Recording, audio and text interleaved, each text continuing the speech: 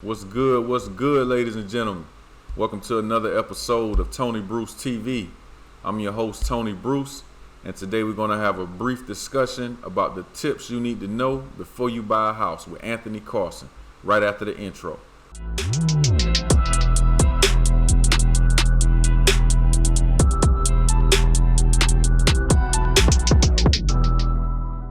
What's good? And just like that, we back. I'd like to welcome everybody to another episode of Tony Bruce TV. I'm your host, Tony Bruce.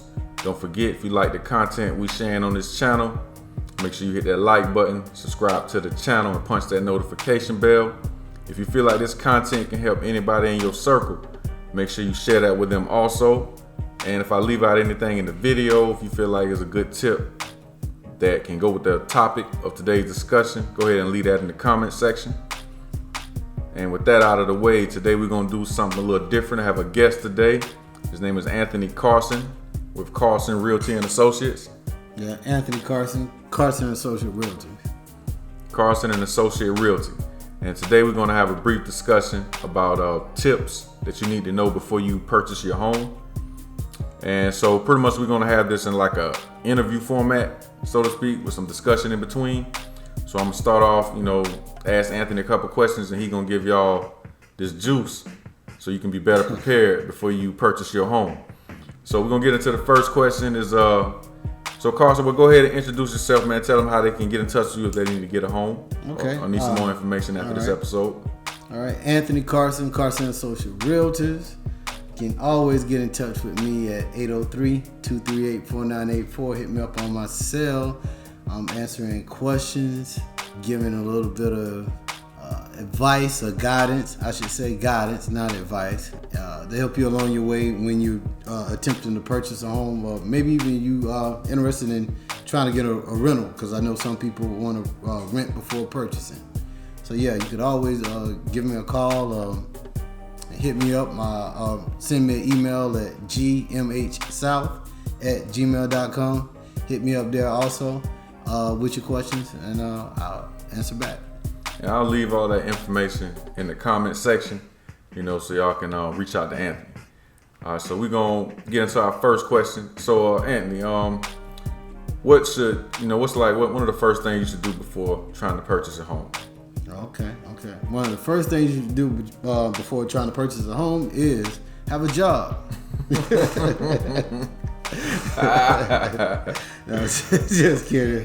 Most people do have a job, some don't have a job. Right about that. Yeah, some don't have a job. But no, the first thing you should do, look at your budget and your expenses and really how you're living. And once you look at that and you think, well, I'm paying all this money for this apartment or whatever, I could be buying a home. And that is true. So what you want to do, things that you want to have up front, they're going to ask you for. They're going to, 2 months pay stubs. They want to have that 2 years of your tax returns. They're going to want to have that because they want to verify your income, things of that nature. And if you are a independent contractor, a 1099, they're going to want a little bit more tax history on that. And I know that a lot of our independent contractors have issues with that. But give me a call. We can work that out too. So tell us a little bit about interest rates and what should my credit score be to get a good interest rate? As far as interest rate goes, interest rates change twice daily. So to get the good interest rate because of your credit score, I've had that question asked a few times and the answer is always the same. If you have, let's say, we think an 800 credit score. Yeah, that's a good one. That's a good one. You would think that you're going to get a better rate than everybody else. Not necessarily. It depends on how you're buying your home and what is really going on your credit profile, So it's not just based off it. The interest rate is just not based off your credit score alone that you're going to get. Okay. And so, in your opinion, how much money should someone have, kind of saved up in the cushion or whatever before purchasing a home? Shoot, man, there is ways to buy a home without having too much money, and I mean something like $600, depending on $600 depending on $600. I hear that? $600, you can get you a house. Depending on the way that you buy that home, because there's plenty of programs out there to help you purchase a home. And so, and also, could you explain to them what a lender is, and how can they find a good lender? Oh yeah, that's a good question. I'm glad you asked that. Oh yeah. I'm in the right place. A lender. Okay, first things first. A lot of times, the first time when people call me and they want to buy a home, okay, I ask them, have you know what your credit score is? Most people don't. Mm-hmm. They said, well, I looked at it I pulled it on Credit Karma or something like that, and it was blase. That's great. That is to give you a roundabout feel of where your credit score is, because your lender is going to judge you on a different scale. Your FICO is going to come up on is judged on a heavier scale most times, because your credit score is going to be different. A lot of times you'll see 50, 60, 70 points different from when you're on Credit Karma. So with that being said, when you pull off a Credit Karma, it's not going to be as high as when a lender, which would be a bank or it would be a mortgage broker. And that's going to depend mainly on your credit score or whoever it is that you're dealing with. And not all lenders are the same. Not all mortgage brokers are the same also. Because there are a lot of programs out for first-time home buyers that we should be taking advantage of. Could you give them at least maybe one or two examples of some of these programs where they can purchase a home? Okay. Yeah. Here, Richland County. Richland County has a home ownership program where they'll give you $8,000 to $10,000 to purchase your home, and you can use that for down payment and closing costs. Wow. $10,000 on a dope. new home. That's $10,000. It's grant money. You also have Palmetto Heroes. That program for doctors, nurses, firemen, policemen. Oh yeah, we need them. Yeah, all of them. Teachers. they have money up to like $15,000. Regions Bank has one where it's 100% financing. 100% financing. And it depends on your credit score. And I don't mean you have to. I'm not saying 700 credit scores. Mm-hmm. That's not what I'm talking about. Right. 100% financing anywhere. And you want to make sure that you know, like we're in Columbia, South Carolina, so make sure that you check your city and check for any programs for first-time home buyers, or what would you call programs like that if they were trying to search for that in their particular city? I would call 803-238-4984. Call Anthony Carson Associate Realtors. That's what I would call that. And so I got another good question for you. Supporter sent this question in, and so they want to know: should they build their own home, or should they buy a pre-owned home, or should they buy a new home? That depends on your situation. Right now, I guess building homes are, you can control the budget. You can build where you want to build at. Right. Not have a HOA, or maybe have a HOA. Not like the HOAs. Yeah, they don't like HOAs. Buying a pre-owned home right now, the market is competitive. It is a seller's market. It is competitive. Buying a new home from like a builder, that build most of these subdivisions that are around right now, you can get pretty much what you want, but you're gonna pay a little bit more for it. But it's still competitive. But you're gonna get what you know what I'm saying. You're gonna get all those, get that new home feel. You're gonna get a brand new house, and it won't be a back and forth. You won't put an offer in, and these people already received 30 offers within a day. Easy. So, you know what I'm saying? So, and then you in a bidding war all the time. Oh, so the price is steady going up, huh? Yeah, so to avoid all that, sometimes it's easier just to buy a new home right now. And plus, I like for first-time home buyers to buy new homes anyway. And why do you recommend new homes for first-time home buyers? Because in my opinion, a new home is going to come with warranties. You're going to have a 1-year warranty where they're going to cover the house, everything in the house. Right. Then it's gonna come with a 2-year warranty. We're gonna cover the mechanical. The condensing unit outside will still be covered, but it'll be covered up under manufacturer's warranty more than likely because it's new. Plumbing.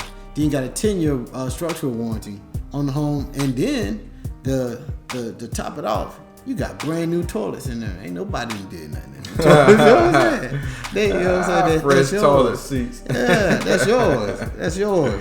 So yeah, that's why I like first time home buyers to buy new homes.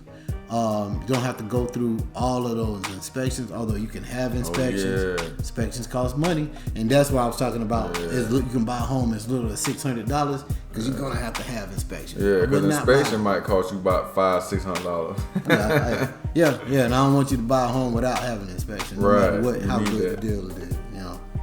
I'll tell you something else I ran into when I was getting my home, like the closing, like they pushing the dates back. So what's the science behind closing days getting pushed back? The science behind it is real simple. That's both the buyer and the seller doing what they're supposed to be doing in a timely manner. Time is of the essence, and I'm sure any realtor that you spoke to told you that, and people think they're saying that because they want to get paid quickly. Oh no, I'm saying like when I was moving to mine, they kept pushing the closing date back. I know other people too. They set everything up, like to move from their current residence to somewhere else. As far as like setting up their electric, setting up water, sewer, that type of thing. But they kept pushing the date back. So what's the science behind sometimes those closing dates get pushed back? As a warning to the listeners out there to kind of, like you may have a closing date set on October the 15th, but then that you don't end up closing really sometimes, it's about November or December the 15th. You know what I'm saying? So what's the science behind some of those closing dates getting pushed back? Outside of what I was saying, as people getting paperwork to the lender, the way as they should and on time, because there's steps. Once they done submitted all the paperwork to the lender, the pay stubs, the taxes. Once they've done all that and pull your credit, right. You got 3 credit scores. They're gonna throw out the lowest, throw out the highest, and take the one in the middle. Once they did all of that and looked at your debts and your income and said, well, your debt to income ratio. Yeah, once they looked at that and said, well, okay, you can buy a house. And sign the paperwork. Once they done that, okay, now you qualify, right? So you go out there. Now it's time for you to buy a house. Now during this process, they're gonna ask you for certain documents to verify what you gave them. Right, so, like bank statements, that type of thing. Even though you've given it to them once before, they're gonna ask you for it again. So if you don't do it, you're gonna slow the process down. And tell them about how you shouldn't open during this process of getting to a home. How you shouldn't open any new credit accounts. Yeah, don't open anything new. Don't close anything. Don't pay anything late. A late payment of not like 80 points or so. You can see loss with one late payment plus one late payment within a year. You're not gonna be able to buy your home. You're gonna stop your buying process immediately. Immediately it's over because you made a late payment. So let's just say we done got through all that. Then I got them a home. In your opinion, after they move into the home, what are the first 3 things they need to do? First 3 things you need to do is christen the home. First things that I did in there was the people I live with kind of clean fanatics. So to actually start dust that, try to clean that house again because it's going to be clean, but pretty much broom clean. It's a lot of dust in new homes. So I would wipe it down. I would definitely check the filters for your HVAC to make sure you got new filters on there. And do a good, walk around the property, just take a good look at it. I know you didn't walk through before you did close, but now it's yours. You got a chance to be in there and just bring it all together and look in there. Because you're going to see some things maybe that you didn't see before. Right. But don't panic. You know what I'm saying? Don't panic. All right. So got one more question for you, Mr. Carson. And this is probably like the $1 million question. How would someone pay off their mortgage faster? Win the lottery, shit. Winning the lottery would be easy. Only if you do what you need to do with the money. Now don't go blow it. Yeah. So how could someone pay off their mortgage faster? Like a lot of loans are like 30 years. So how could you pay that off in half the time, like in 15 years? It's kind of easy to do, and kind of I guess you have to have a little discipline to do. Okay. And that's easily as taking say maybe $50 extra and paying towards the principal on your payment every month. You know, and what that would do is build, you know, that would build you up, because that money that you're paying towards the principal knocks down all of that interest that you would be paying, which initially within them first 10 years is going to knock off a tremendous amount of interest that you would have been paying had you not done that. Right. And that is the easiest way to do it. The other way you could do it would be to make bi-weekly payments, because you end up at the end of the year. Bi-weekly payments on the principal or just on the mortgage? On the mortgage, because at the end of the year, you end up with an additional payment. Oh yeah, hey, y'all hear that? That's a gem. He just dropped a gem on y'all. But when you paying your mortgage payment, instead of waiting until the first of the month to pay it, you know, make a payment every week. Even if it's not the entire amount, but just make a payment every week, and you're saying that your payments will stack up bi-weekly. Sorry about that. Yeah, bi-weekly. So if you got a $1,200 pay or $1,000 payment, $500, then $500. And so what happens is, if you look at the calendar and look how the days fall, right, what's gonna happen is you'll end up with an additional payment. Because of how the weeks fall, and how the days fall in the month. Oh man, that's a true gem for y'all, man. I hope y'all upgraded off that one and take that one to heart. Well, remember I said bi-weekly. Bi-weekly, and not every week, bi-weekly. Yeah, bi-weekly. So, you know. Yeah, and so count the days, 15 more. Right. 15 more. You know, to do it that way. You know what I'm saying? Okay. And so, you know, that's all the questions I have, Mr. Carson, today. But Mr. Carson, anything, you know, you want to leave, any more jewels you want to leave them with, summarize everything you told them that they need to know to be prepared to buy a home? Just, you know, pull your credit yourself. Even though it'll give you a good feel to where you're at credit wise, take a real look at the money that you're making and the bills that you're paying, what you can eliminate, what you can't eliminate. So you know, roundabout feel on what you can afford to pay. Once you do that, get with me. I can refer you to some lenders. You can come with your own lender, you know, that you want to deal with, and I can, you know, along the process, I'll work with you, you know, with your lender. You do that, and pretty much just have some realistic goals about what it is that you want and how much you want to pay. You can buy a home. There's programs out there. There's programs out there to give you free money. Why not go out there and get it? Right. And if you have, you know, any more questions, or you want to call Mr. Carson and, you know, you have some specific questions you want to talk to him about, Mr. Carson, go ahead and give them your information so they can get in contact with you. Okay, that's Anthony Carson, 803-238-4984. Hit me up on my email, gmhsouth@gmail.com. That's Carson Associate Realtors, Anthony Carson. And y'all already know. Hope y'all enjoyed the episode today. But, you know, before I go, I'd like to leave y'all with a book. So, you know, to help you along on your journey. And today's book is The Real Book of Real Estate, Real Experts, Real Stories, Real Life by Robert Kiyosaki. That's The Real Book of Real Estate, Real Experts, Real Stories, Real Life by Robert Kiyosaki. And I want to give a big thanks to Anthony Carson for stopping by, dropping these jewels for the audience. You know, hopefully you ladies and gentlemen be able to take that information, apply it to your life, and be able to purchase your first home or maybe your second home. You know, I don't know your situation, but hopefully this information will help you out, help you move a lot further into your life, you know, do things you want to do. Mr. Carson, he already gave y'all his information. I'll leave his information in the comment section so y'all can reach out to him if you have more in-depth information that you would like to get from him. Don't forget, if you have anything in particular you'd like me to cover on this channel, leave that in the comment section.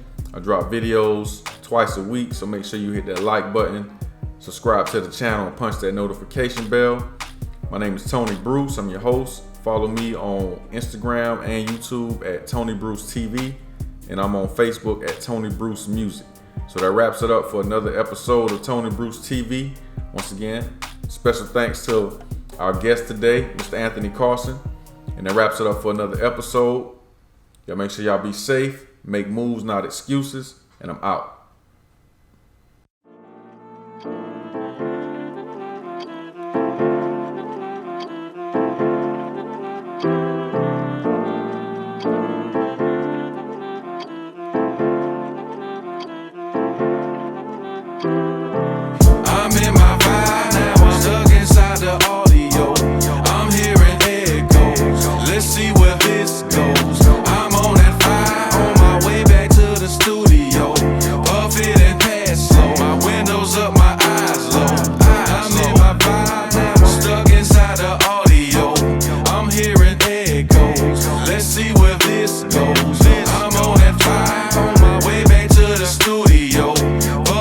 past slow. Windows up, my eyes low. Too many things on my mind, gotta let go. So I talk to the music and rap code. My friend to the end, my best bro. Gotta vent or I might just explode. In the lab, got my pad and the cognac. Loud pack, blunt raps and a dope track. Now I'm really gone, man, they like, where you at? Lost in the music, I'll be back. So let me roam, turn off the phone, leave me alone. Nobody's home, the kids gone. This weed strong, my vibe is on. I'm in the sky, fly high, no jetpack. Flow by with the stars and the moon at. ET's and this shit like who that? Tony Bruce with the juice, nigga, no cap.